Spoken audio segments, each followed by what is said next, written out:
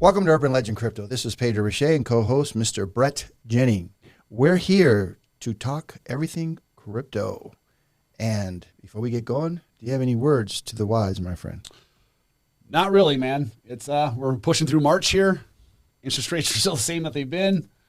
Bitcoin is going up, going down, going up, and going down, doing its $3,000 or $4,000 swings in an hour sometimes, but continually climbing up. Right. So, well, right now, Bitcoin is sitting at 69,457 US. Not bad. what did we get up to this week? We got a little bit higher than that, didn't we? Didn't we get like 71? Let's see.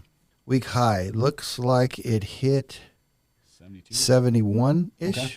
And then look at that. It immediately dropped down to... To 68. And that was like within an hour or two. Yeah. So, but, I mean, relatively, look at the overall month. It's about flat, man. Yeah. Look at this big 5-year. See, that was... See that dip? When it first rise, it dipped down and back up. And that's what I'm talking about with the bull market, which is overall, for the next months, you're going to see it continually do this. So you may have your dips, but the difference between a bear and a bull market is a bull market, it dips and keeps going up. Bear market, it dips. And dips. It dips. And bring the chips. And bring the chips and dip. All right. Well, we're going to start an unusual way today. And what we're going to do today is we're going to put starting on, and we'll link this TikTok video for you guys to see it. But this one deserves no real commentary from us until it's over, of course, and then we're going to commentary the crap out of it. But right now, I want you guys to see this. I'm Tiffany. I will link it.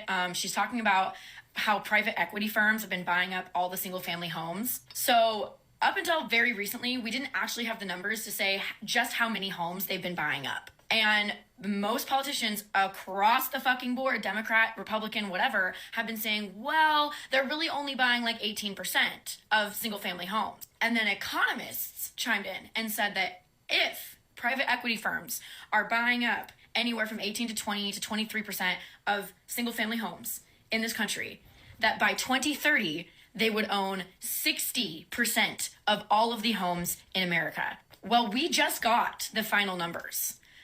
In 2023, private equity firms purchased 44% of all of the single family homes in America, which means death for our middle class. Our generation will not be homeowners. They will have us permanently renting from like 2 or 3 companies.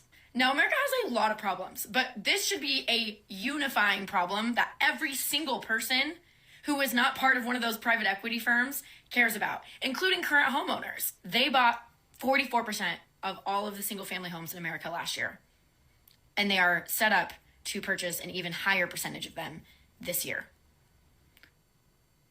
So, you guys all know that AI isn't like a new thing, right? It's just new to us because we don't have any money as compared to these rich elites. But BlackRock has had this AI supercomputer for a good 20 years. Do you guys know what that computer is? Do you know off the top of your head there, Bret, what the AI is for BlackRock? No. Aladdin. Aladdin. Mm-hmm. That's their own personal AI. Their personal AI is Aladdin. I can't believe I couldn't remember that. But see, they've developed this algorithm AI that tells them where the best investments are, right? And from what I've read over this past several years is that the AI was pushing investments to personal residences. And so BlackRock has made it their mission, along with their little cronies, Vanguards, et cetera, State Street, and others that they fund behind the table, and banks that they've cut deals to get interest rates to absurd amounts. For example, you and I back in the day when we were happy getting a 3%, right, interest rate, buying a house, we thought greatest thing since sliced bread. Even though I've never understood greatest thing since sliced bread. I mean, sliced bread is sliced bread. I mean, greatest thing since a thong, maybe, but sliced bread. But okay, I digress. Point is, brother, you can't keep a straight face here, dog. You know how that works. I'm keeping my mouth quiet, man. Right. Trying to be a good co-host. Right. And I lost where I was going. Okay, I remember now. Problem is that if they're coming after us, and we're all happy getting a 3%, and they're cutting deals to get 0.5% from these big banks because they're doing it in bulk. Or when things got rough, they could go and they can buy a whole subdivision and get low rates, and then they could turn around and rent back those properties to us whose credit was damaged in part because of their high interest rates on everything that they have, credit cards and car payments and everything else is stifling the people. So at the end, what this young lady said, and I give her kudos for putting it together the way she did, she basically said that they purchased 44% of all the single family residences in the U.S. last year. And you know what's crazy is I suspected for years that they've been buying more than 18%, 16% that they've been purporting to buy. And the politicians have been saying that they have been buying. But the truth of the matter is that even if, and this is what she pointed out, if they were still buying at the 18%, then that means they'd own 60% of all of the property in the U.S. that is available to live in by 2030. 2030 just keeps popping up, huh? 6 years. Yeah, What's the big thing about 2030? That's a whole nother Isn't conversation. Cool? World Economic Forum, the WEF, it's the WEF. Yeah, World Economic Forum that says by year 2030, a whole bunch of stuff's going to happen. And they're buying out our single-family residences.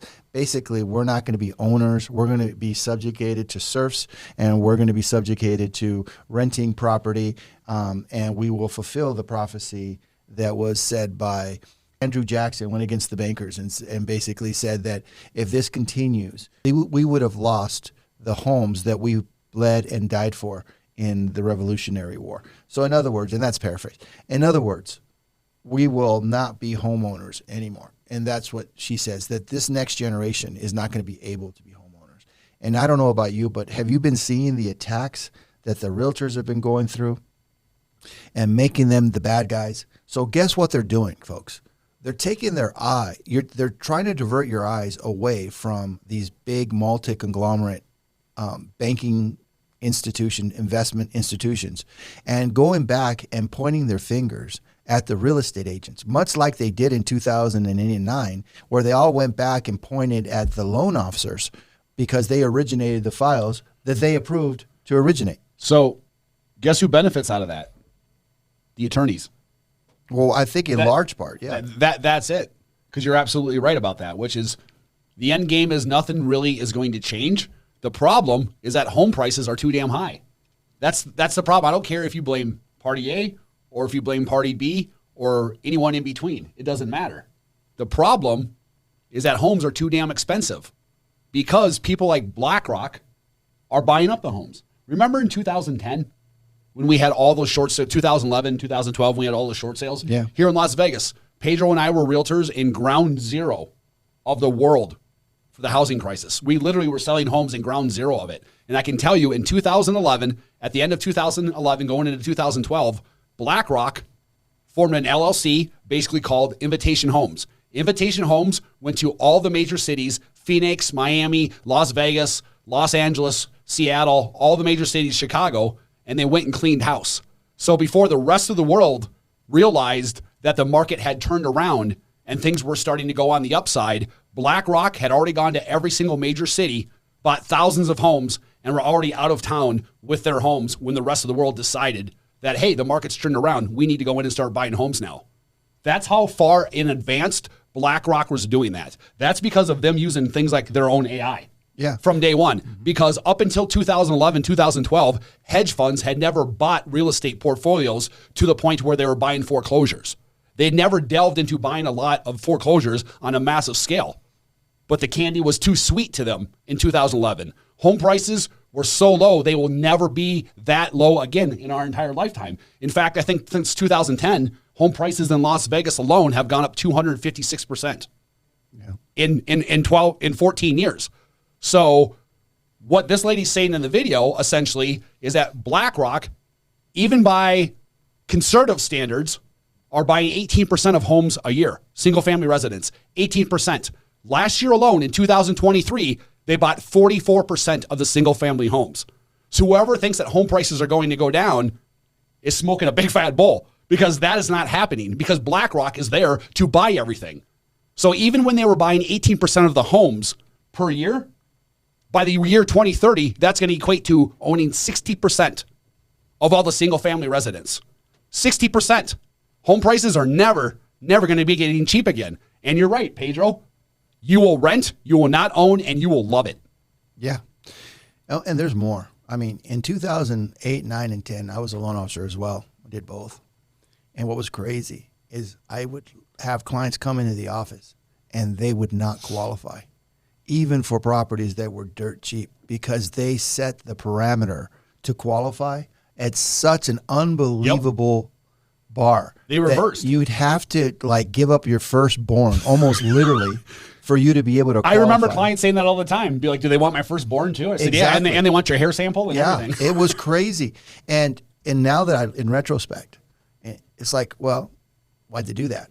They gave the opportunity for them to establish a foothold and buy up as many properties as they can to get the ball rolling, so that way we can become subjugated to those people. And think about it this way.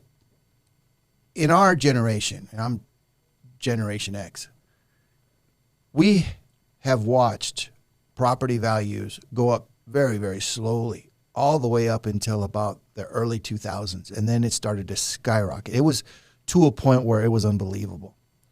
And the only reason that's happened is because they've been trying to stave off a depression, recession, a reset with Greenspan and the bunch to try to make it a soft landing. And it's the same thing today. They're trying to make it a soft landing. So what are they doing? They're dropping the rates right now to try to stave off any problems. All that's going to happen, folks, is where we're going to have some crazy inflation. I mean, I was sitting there with a couple set of clients, and I was like, they're working, I can't go into specifics, so I'll just say casino. And they're making $25 an hour a piece. And I never in my career, and I've been doing this since 95, seen a client in a casino make that kind of money that wasn't in upper management. And then you do the math. You're like, dude, that's like $4,000 an employee. That's without even paying some of the benefits they have to pay. So let's call it $5,000 an employee. So that's for 2 employees in casinos. And in this case, they were happy to be in the same casino. That's $10,000 for 2 people. Now, here's what you might be thinking right now. Oh, dude, you're out, who cares? No. These casinos employ, and I'm not exaggerating, 30 to 50,000 people. We're not talking 5,000 people, 3,000 people. Now, you multiply that by a minimum wage, and for example, California just has raised their minimum wage to $20. Did you hear about that? Yeah. So I'll get right back to that. So to finish my point, now, obviously these are for people that have been there a while and the whole bit. I mean, the starting wage is probably about $15, $16. But here's my point. In a matter of just about 5 to 6 years, they've raised almost double, it seems to me, the amount the employers have to pay out. All right. So where are they getting the money? Where's it coming from? Those are the questions that I'm starting to ask. But going back to Mr. Newsom in California, this governor made them raise, all right, through proclamations or whatever, however they ended up doing it. But it's $20 an hour. All right. So you know what Pizza Hut did? You know what Wendy's and all these other fast food joints did? No more delivery. Because now every driver is now considered an employee, and they have to pay him $20 an hour. And soon, when they pass some legislation that is sitting on the table right now to try to bring us down to a 32-hour work week, employers are going to have to guarantee employees a certain amount of hours. Well, what happens with the economy then? So if they're raising the minimum wage to 20 in California, and California is just the nucleus of when everything starts, what do you think, Brett, is going to happen? They are, dude. Throughout the country, right? It just tells me that the dollar ain't worth crap. The dollar is going down so fast, and they're lying about everything.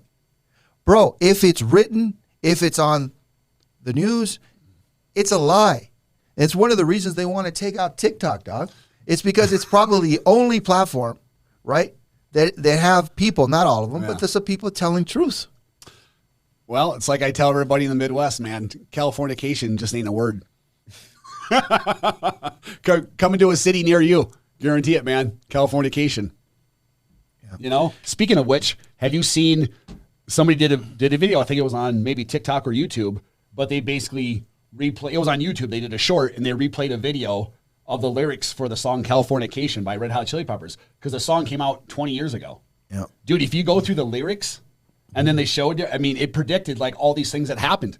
Yeah. It predicted them. Yeah, I did a short on that. Really? Yeah. It's crazy. They were like 20 years ahead of their time, man. Yeah. If you go through the song, I'm telling you, Californication. That song, it's kind of predictive. It is. It is. I mean, even from the beginning, where if you want these kind of dreams, it's Californication. Yeah. Right. It's actually one of the shorts that I did with another. I didn't do it. I actually just kind of did one of those pointy things. You know how you kind of take over someone's video and you point? It's stupid, but I did it. And it's one of the ones that it was done so well that I just put it on. But it actually got some views. All right. So then now we're going to turn it over to Bret. He's going to talk about, let's talk about you and me. Let's talk about you and me. Let's talk about all the good things and the bad things that made me. Let's talk about blue. Blue. Go. The color blue conspiracy. Okay. The color blue conspiracy. This is a theory. The color blue theory. If you look throughout time, if you look through history, the color blue is nowhere to be found. And I just found that really weird. There's a whole theory going on about this, which is if you look through history and historical text, even with Homer's Odyssey, they avoid ever saying the word or describing the word or even having a word for the color blue. Of all the colors, they've described yellow, green, orange, purple, whatever it is, there's always a word that is associated with each color. Looking throughout history and historical text, the word blue is nowhere to be found. Why is that, man? I mean, you could say it's theatrics of different civilizations, and it represented this and it represented that, but why did they avoid the color blue? Why is the color blue avoided through all of history? Isn't that kind of a weird thing? That is weird. The color blue conspiracy is a theory that is based on an observation that many ancient languages do not have a word for the color blue, and it is often cited in discussions about the relationships between language, perception, and cultures. One of the most famous examples of the theory comes from William Gladstone's 19th century study of Homer's Odyssey, in which he noted that the sea is described. So in Homer's Odyssey, the sea is described as wine dark rather than blue, and the sky is not described as blue either. The theory has evolved over time. Modern researchers believe that the absence of the word for blue in some languages does not necessarily mean. So scientists feel that over time, the absence of the word blue doesn't necessarily mean that they didn't recognize the color blue and that it didn't exist. They just never really mentioned it or had any language or symbolism around them. Kind of weird, don't you think, Pedro? Yeah. Let me read this. It says, the Egyptians through blue, Itru, represents the sky, water, the heavens, creation, primeval flood, birth, rebirth, likeness of the main deity, Amun-Ra, often shows him as blue hair or skin. Blue was the color of the heavens, the domination of the gods, as well as the color of water. Well, it looks to me like blue's been around a minute, but I mean, cool. All right. Cool. Well, it has been around a minute, but if you look historically through a lot of text, for the longest time, the word blue is absent from any sort of historical text or any sort of symbolism. I'm not saying that it hasn't, and scientists don't argue that it hasn't existed. It's just kind of odd that of all the colors that have a simple and distinct description, the word blue was absent more times than it actually was there. Was absence more times than it actually was there. What's up with all these bridges going out? And one day we had 3 bridges go out. Okay. Do you know anything about that? No, so tell me a little about that. There were 3 major bridges that went out in one day? Yeah, well, from what they say, Fox News says Independent, Ohio, a large fire reportedly caused by spontaneous combustion broke out at a Kurtz Bros, Inc. near I-480 Valley View Bridge early Tuesday morning. Baltimore Bridge collapsed after the ship hits it at about 5:30. Fox 8 shows camera massive flames and billowing smoke. Okay, I mean, So the first Independence, Ohio was a bridge as well? Well. What time did that happen? So you've got, that one happened at early in the morning. And then you've got happening now north side of the Indian River Inlet Bridge was taken out. No one can convince me after 9/11 that big infrastructures like that just go down. You could tell me that ship was the weight and size of the frickin' Empire State Building and it hit that. But you know what, man? From what I already saw, where the support where exactly that bridge was hit was already damaged. And then if you look closely, slow it down, you look at the footage, all of a sudden you see these sparks going at the very tops, okay, that enable that bridge to fall almost exactly down. There's just too much there now. And then you got 2 more bridges that went out. Could it be this is a distraction? And did you know that the pilot just happened to be from Ukraine? On the boat? Yep. The captain of the boat was from Ukraine. And there was a message sent, and I'm going to have to paraphrase this, but there was a message sent by a group saying that more of this is to come because we're basically not supporting the Ukrainians with enough money. That was the message that came out by a group supporting the liberty of the Ukrainian people. So because Congress is withholding more billions of dollars for them, all of a sudden they're going to do this kind of damage. And then when you look at the owner of the boat, okay, that was killed. She was the sister-in-law of a disgraced, a senator that just stepped down. You know who that senator is? Who? So let me show you.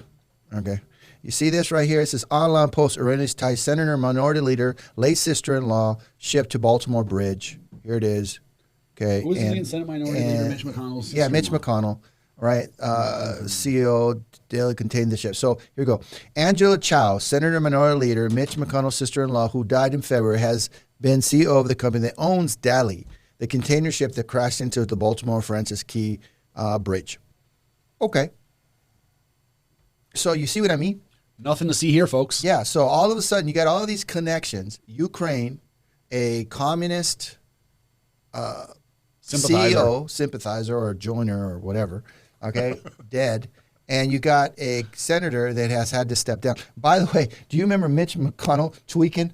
He totally froze on camera. Remember that? When he had his stroke? Yeah, he didn't have a stroke. He just sat there and just froze. Well, that's... Until his handler came in and had to touch him. Yeah, because they said he was having like a mini stroke. Like, no. Dude, when you're standing in the public and you're so old that you're having like mini strokes, you need to retire, man. Just go and enjoy your last couple of days because... He's an android or something, man. Dude, he's got to be. Look at his face. Yeah, they just... Or whatever, man. I think that's what we need to do in Senate. Yeah, what a joke. So you've got all these different ties to these bridges. But here's the big one. So if something's going on over here and it's all a bunch of hooey set up as a false flag or whatever, then something's going on over here. And over here, what is it? Well, let's talk about that. Did you know that a bunch of Russian warships are headed, and bam, Russian Navy enters warship-crowded Red Sea amid Houthi attacks.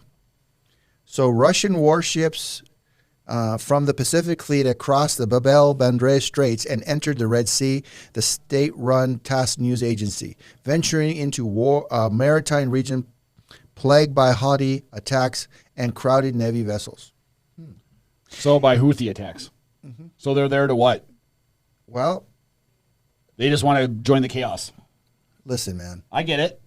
We went to war in Vietnam. No, I get it. For a false flag, but for a very little incident that happened with a little, nothing. Could you imagine if there was a full-blown missile sent to one of our ships? Dude, it's on, dude. Yeah. We're at a precipice right now. This is a defining moment. And then another distraction. I'm going to do it. I didn't want to, but I'm going to do it anyway. P. Diddy. Oh, snap. P. Diddy. All right, so P. Diddy, okay. P. Diddy's backup dancer reveals horrific experience with rapper after federal agents raid his home. So what you've got is P. Diddy is now under major attack. So now they're allowing him to be attacked. So they're going to come at him by every measure that they could possibly come on. Why? because they want people distracted. Okay? That's why. And that is one of the distractions. So I said something going on here, right? Or the warships. But really, is it just that? Or is something going on here? Do you guys see our symbol? You see our symbol? What is that? What's our symbol? What's going to happen on April 8th? Urban legend, bro. Well, on April 8th, there's solar going to be a eclipse. solar eclipse, right? Okay. So right now, we've got a solar eclipse coming on April 8th, and TikTok is aflamed. They're freaking the freak out over this eclipse, okay? So at the end of the day, we've got all kinds of things happening, and it's all telling me that something's going to happen with this freaking solar eclipse that is bigger than we think. All right, so let's do this. Here we go. I didn't know there was a whole thing on it. There's solar eclipse Got me that I unprepared. just found out. Not only Let's listen to this guy. Guard in most areas, and telling most areas in the path to stock up on food and gas and water. Now we find out that NASA is going to be shooting 3 rockets at the eclipse to test the ionosphere. One 45 minutes before the eclipse, one during the full eclipse, and one 45 minutes after the eclipse. And CERN is starting back up, so I had to research it. They've already started back up. It takes days for that beam to speed up to the speed that they want. And April 8th is when the beam gets to that electrovolt speed of 6.8 TeV. But they're still not colliding until I think April 25th, somewhere around there. So happy Eclipse Day. Okay, so the solar eclipse, this guy that did such a great video, is coinciding with NASA shooting rockets at it. And he makes a good point. Why the heck are they shooting rockets to a shadow? Now, you and I grew up on sci-fi, right? Yeah. And so there's always something going on with a comet, right?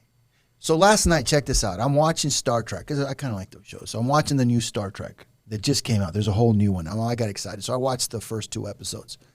And so the second episode, what do you think they're doing? They're going to a planet that's inhabited by some people that they think this asteroid might hit, this comet might hit this planet, but they want to protect the people without revealing themselves, right? Well, it turns out that this comet was actually, without doing too much of a spoiler alert, wasn't a bad thing. And anyway, the point is that in sci-fi, they're always making these comets out to be something big. For example, Game of Thrones, love that show. But there was a big to-do about this comet that flew over a few times in the show. And we just kind of, why is this comet? Well, and then this little kid someone explained, well, every time you see a comet, that's when the dragon shows up. So the dragons come back when the comet goes overhead. And then if you go in the Bible, you'll see that there's all kinds of references to signs of God that happen with a comet. So I don't know what's coming on April 8th, if anything. All I know is that the National Guard are being called out to some of the places where this comet, this show is actually going to happen. And so why would you need National Guards? What is happening? And then here's the freakiest freak thing out. Now watch this. Let me, and I'll turn it over to you, bro. This is going to freak you out. Wait for this. 24, it's pretty obvious that the media and they will release what they're about to do before it actually happens. It happened with the Moscow incident just recently. It happens with almost everything if you're paying attention. That being said, this extremely rare neurological condition makes faces appear distorted or like a demon. All of these articles have come out in the last 4 days at the most. They've even named this condition specifically. I won't even attempt that. It's called PMO. There is a fine line between our reality and the spiritual world around us. The spiritual world around us is very active and it's very real. And sometimes we are able to see a demon or we are able to see an angel. This is nothing new, but the fact that they are releasing this and making it a condition or a mental illness is very interesting to me. I think this is conditioning us. I think it's the enemy conditioning us, because here's my thought process. If we are face to face with a demon, if you're looking at a demon and you're face to face with a demon, you're going to run the other way. That event in itself is going to bring you closer to God, closer to Christ, because you want no part of what you're looking at, right? So it makes me wonder what we're about to walk into, or what they think is about to happen, for them to condition us to tell us that, hey, if y'all see demons, if you see people like this, if you see anything crazy, you're just crazy. You just have a mental disorder. Because if they didn't release this, and whatever we're about to walk into, if people started to see demons walking around, they would be like, okay, well, maybe I need to turn to God. Maybe I need to look into this Jesus thing. So they're going to release this. The enemy is going to release these articles to make you think like, oh no, I'm just mentally ill. Pray up. Put the armor of God on. I don't know what we are about to walk into with these articles, with the eclipse that we have happening, with an election year. But this is very interesting. All right, there's this movie called They Live. It's right here. And I'm here to tell you, brother, the director, he said that this movie wasn't a movie. It was a documentary. When did that come out? It's called They Live. When did it come out? Oh, this was Rodney Piper, man. You ever watch The Wrestlers? This came out a long time ago. Bro, this came out back in 1988, dude. Yeah, it was lately. You ever watch this movie? This movie would blow your mind. Send the link to me. I'll watch it for that. What do these things want, and why are they here? You still don't get it, do you? They have recruited the rich and the powerful. They're running the whole show. Wake up! They're all about you, all around you. This is just for the footage. Take a look. They are safe as long as they are not discovered. I don't know what they are or where they came from, but we gotta stop them. Stay away from me. Put these on. They have us. Look at them. They're everywhere. Our owners. We have no other choice. I don't like this one bit. Leave it alone, man. It ain't none of my business. Ain't none of you. So here's the point, boys and girls. If they're sending out the National Guard, if they're turning on CERN during that time, if they're distracting us with warships over here, bridge collapses over there, social unrest because of everything else, why are they doing that right now? They say that 2024 is going to be the year of the unveiling. What are they going to unveil? So, turning our show back over to my friend and co-host, Mr. the one and only, we're going to talk about something near and dear to my heart, and it's called the Bohemian Grove. The Bohemian Grove. The Bohemian Grove. So if anyone's ever heard of the Bohemian Grove, it's a private campground located in Monte Rio, California. And it belongs to the Bohemian Club, which is a private all-male club. Right there, that's already going to trigger people. All-male club in San Francisco. The club was founded in 1872 by a group of male artists, journalists, musicians, and later expanded into a wide range of influential members. So basically, this is a society that is gathered once a year, and it's world leaders, it's world influencers, it's a whole group of world-renowned influencers in the world that get together privately, not announcing when. And the very first thing that they do is called a gathering of giants, right? So each summer, the global elite, from U.S. presidents to business moguls and cultural icons, vanish into the Bohemian Grove. And the very first thing that they do is called the ceremony of secrets. And the very first thing that they do is a cremation of Care. It's a ceremonial bonfire with an effigy named Care is set ablaze.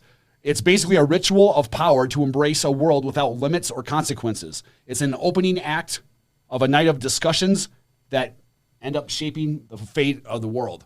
So beyond leisure, the Grove stages lakeside talks where titans of industry leaders of nations share insights and discuss policies.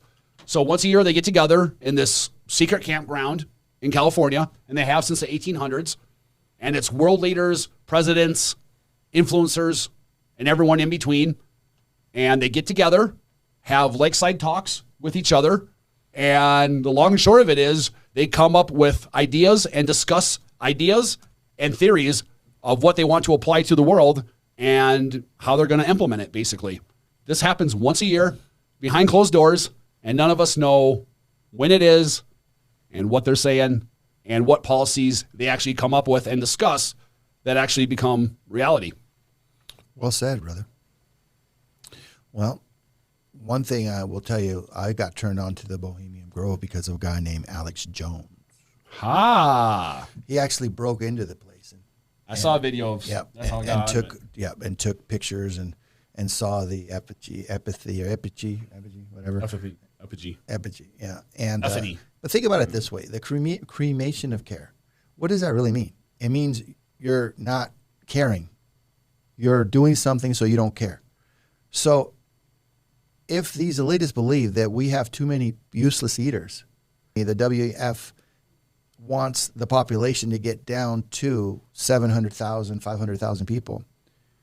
You better have some kind of something ceremony to kill off 2 billion people off the face of, I mean, it's not 2 billion, it's like 5 billion. No. What, in the world How many population? billion? We got 8 billion. Right. So you'd have to kill off 7.3 billion people. That is crazy. And you're going to burn an owl or something to get rid of that guilt you're going to have? I don't know, man. But some of the ways they're going to do it, it's going to be pestilence, plagues, famine, war. It's going to be ugly, dude. To think that the people who control the world don't secretly control the world, I mean, I don't know what to tell you. Listen, it's not hard to control the world. They control the resources. They control the global markets. They control the finances. Man, when you control the money in the world, you control everything. How can you literally be one of the people that owns so much of the world, that owns major industries, and to say that these people don't have a say in shaping where they want the world to go? They absolutely shape the world and where they want it to go. Yeah, they do. There's this book that I read, and it's called Jekyll Island. And I highly suggest to you viewers out there to read this book and to do it as soon as possible, because what it is. So if you go to this book, The Creature from Jekyll Island, okay, by Edward and Griffin, he'll explain to you how to take over the world. That's simple. And the way you do it is as simple as this. You just create a system where you're going to be making money on the labor and backs of slaves, which is what we are, even though we may not know it. You can look at the wealthiest person that you know right now, and you think that that person is not a slave, but he is. Do you know how much money we paid in interest? This just came out. Do you know how much money we paid in interest? This past year, for our federal debt, in total, net interest payments will be $12.4 trillion over the next decade. Oh, here it is. We'll be paying $12.4 trillion over the next decade in just interest payments on our national debt. Mm-hmm. So far, we've paid $32.6 trillion. No, the total federal debt was $32.6 trillion. The analyst cost of serving the debt is $726 billion in July 2023, which accrued for 14% of the total federal spending. The national debt grew $31.38 trillion in January 2023. The higher interest rate cost figures. Okay, so here's the point, and it's you know what, they're trying hard to hide this stuff. Yeah, but they're trying really hard. Yeah, but at the end of the day, here's the point, guys. The point is that we are paying. So going back to Jekyll Island. So here they got together. They did a Federal Reserve. We don't know who the heck really owns all these Federal Reserve banks and who are the shareholders, et cetera. It's all private and secret.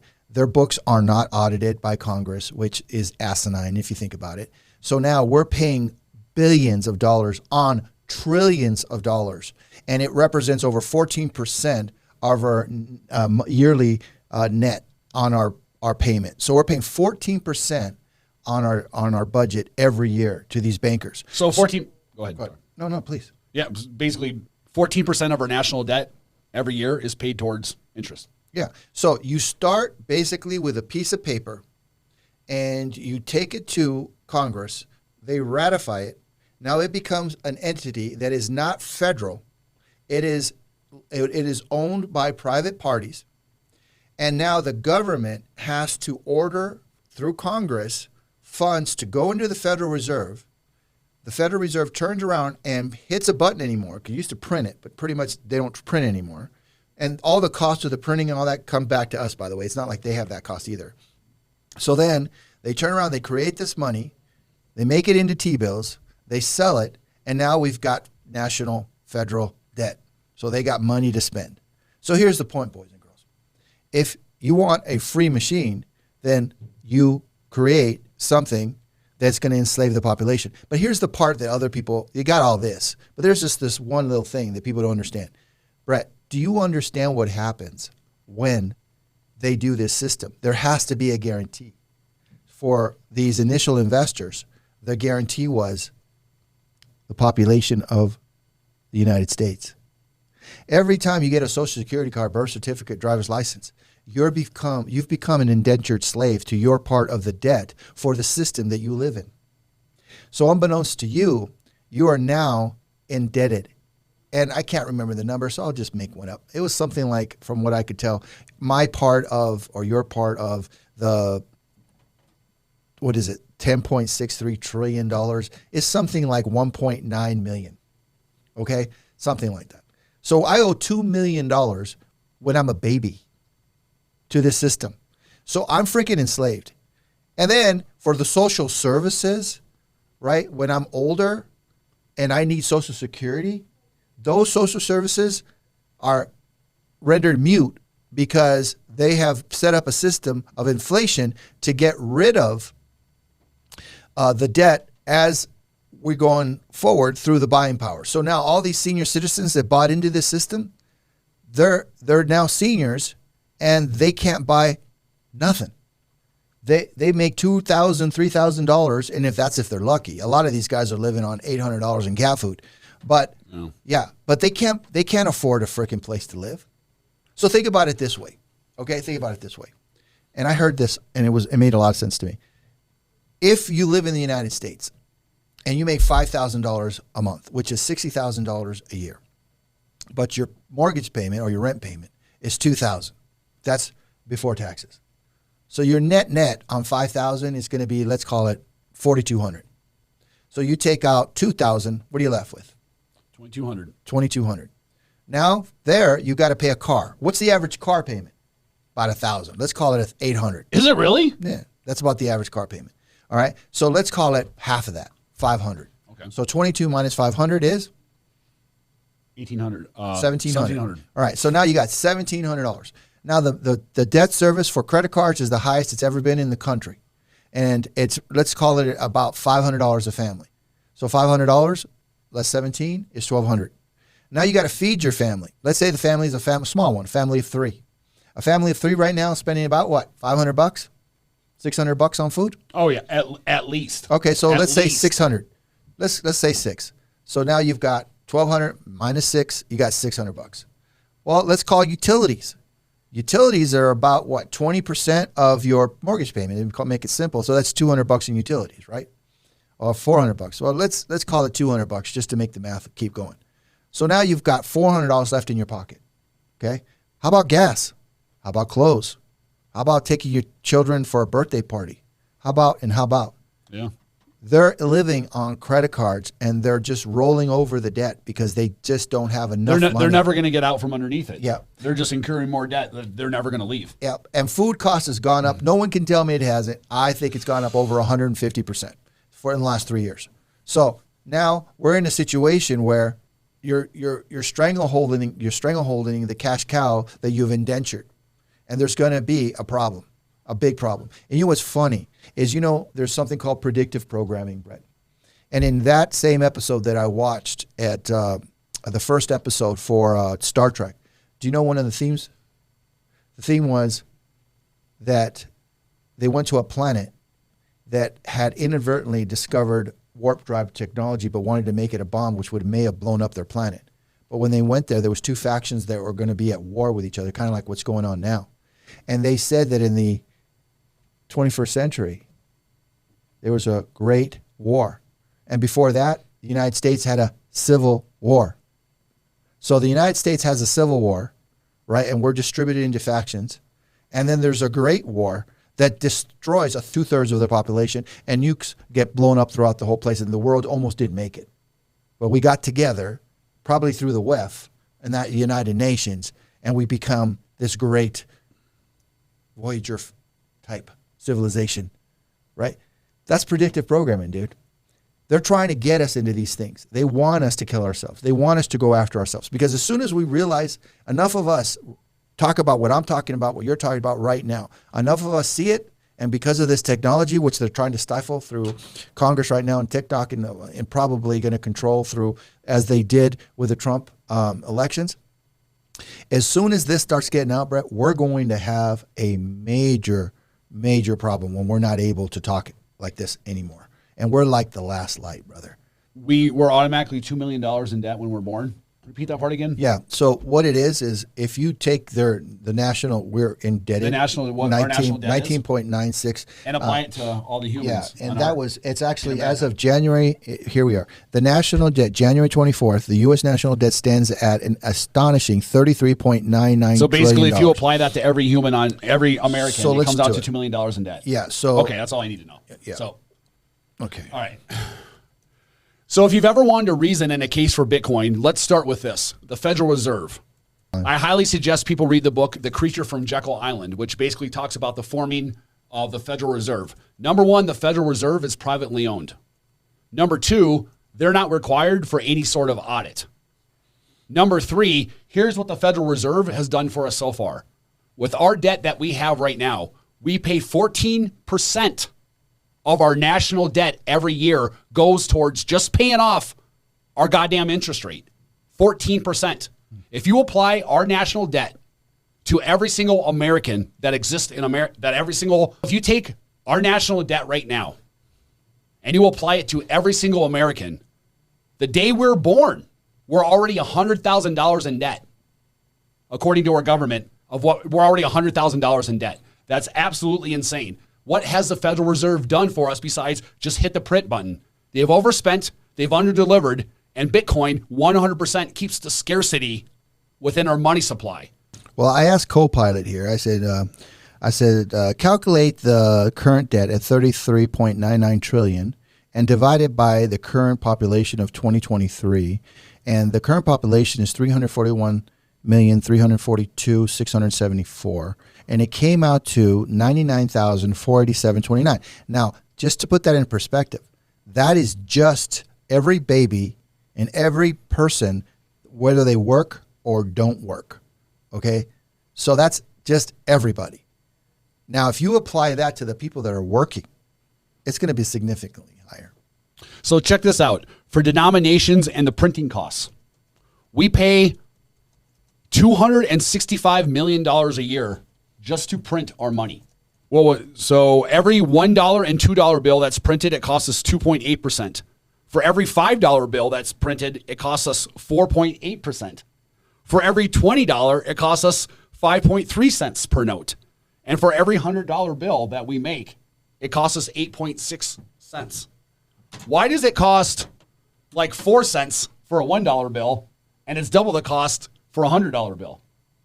Because I think they put another strip in it or something. Do they? I think so. Okay. I was like, how is it the exact same product? But that would explain it. It's not the exact same product. All right. So then I just did a Copilot. I said, I apply this to the working population. It says, as of 2024, the estimated U.S. population is approximately blah, blah, blah.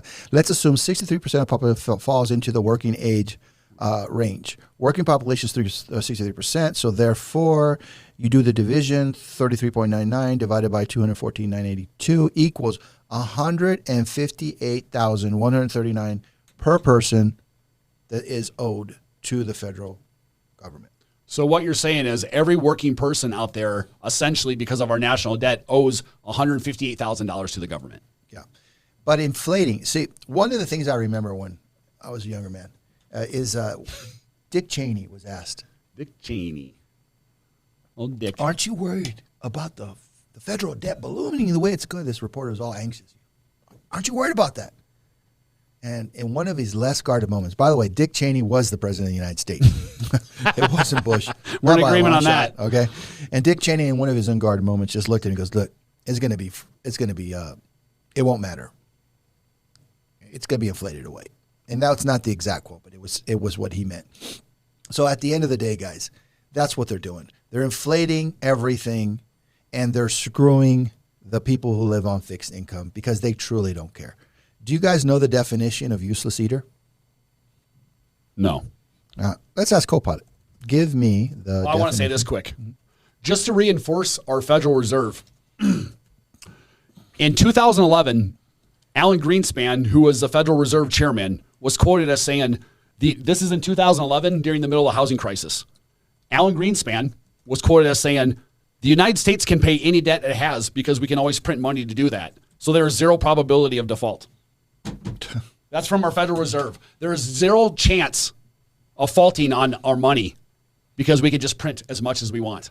Yeah. That's our Federal Reserve that said that. I think that's what happened in the Weimar Republic.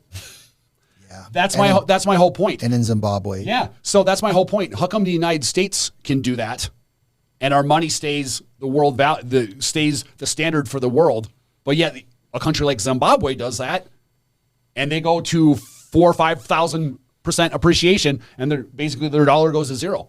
And that's my whole point because of our military. But what happens? What happens when we don't have the united military? What happens when our military isn't what it used to be? What happens when the rest of the world gets together and eventually says, no more? That's all it takes. America adopting Bitcoin isn't the point. The point is the world is adopting Bitcoin. And as long as the world is adopting Bitcoin, America can cry. We can try to keep the dollar up all that we want. We can try to exchange this and put it into any form we want. It doesn't matter. The world will speak about Bitcoin. Guarantee it. I love the way you brought Bitcoin into the game. You love that? I do. All right. So if you read, I'm going to read this to you guys. I asked Cold Pilot this Roman question. Artist. Relevant definitions. In Nazi ideology, a useless eater, plural, useless eaters, was a person with a serious medical problem or disability seen as requiring help from society but giving nothing back. According to Nazi regime, these individuals were distinguished as life unworthy of life. Germans, Leben. They were often targeted for euthanasia, which involved either compulsion or deception by their caretakers. Border context. Beyond the Nazi context, the term has also been used metaphorically. For instance, some conspiracy theorists and French ideologists have referred to large segments of the population as useless eaters, implying that they consume resources without contributing significantly to society. Remember that these terms carry dark historical weight, and its usage should be approached with sensitivity, awareness of its origin. That's Cold Pilot, folks. So you can look it up yourself. Here's the point, guys. We're being deceived. Everything you read, everything you see is controlled. There's only 2 or 3 now, maybe 2 now, but it's 3 from last time I checked that control all the media. So be careful. Do your own work. Do your own studying. Be vigilant. Fight for what's right. Stand for what's right. Do what you can. And we got one more thing to talk about, and our boy wants to talk about something that's new and interesting, the new Area 51. Yeah. So the new Area 51, let me make sure I have that correctly, the Dugway Proving Ground. The new Area 51, all right? So the Dugway Proving Ground is what a lot of people consider the new Area 51. It's about 180 miles south, I believe southwest or southeast of Salt Lake City. Now, the Dugway Proving Ground was established right after Pearl Harbor in World War II. It covers about 1,300 square miles. Woo-wee! Not 1,300 square feet, 1,300 square miles. That's been open since basically Pearl Harbor started. The point of the site is to test for biological weapons and to basically have defense of biological weapons. In fact, I think there was one of their tests went awry in the 1968 or 1969 where they killed over 6,000 sheep for the neighboring farmers that were around them. So a little bit of a oops on that. But point being is they have a whole underground facility, which there's been people who have worked there and have later disclosed that they've basically walked in on little tiny aliens, just like you think in the movies and description of it, that were literally working on these spacecrafts. So this is completely underground. It's 1,300 square miles just south of Salt Lake City. Basically, the new Area 51, the Dugway Proving Ground. Look it up. Well, with that, folks, we'll wrap up this segment of Urban Legend Crypto. Thanks for showing up, and I hope you have a blessed day. Do you have anything to wrap it up with, buddy?